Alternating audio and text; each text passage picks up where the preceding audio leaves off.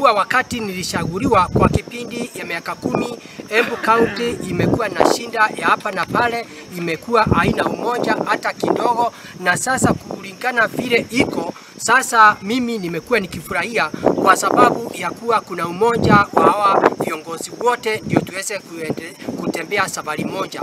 Na katika mazungumzo tumezungumzia mambo ya unity. Sana sana tumezungumzia mambo ya unity ya Wambere. Unity wa Wambere, mimi nikiwa engineer Nebat Muriuki, tulikuwa karibu sana nayo wakati tulikuwa tunaifanyia kazi, kuleta wazee pamoja na tukafanya mambo yote ya kimila ile inatakikana kuonyesha ya kwamba watu wa Mbere, clans zote mbili zinaweza kuishi pamoja kwa amani.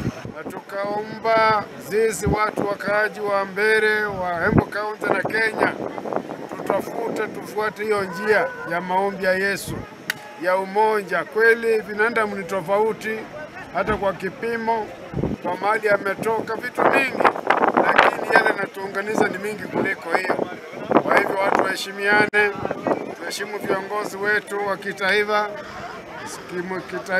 tuheshimu viongozi wetu wa kaunti, na pia wananchi pia waheshimiwe.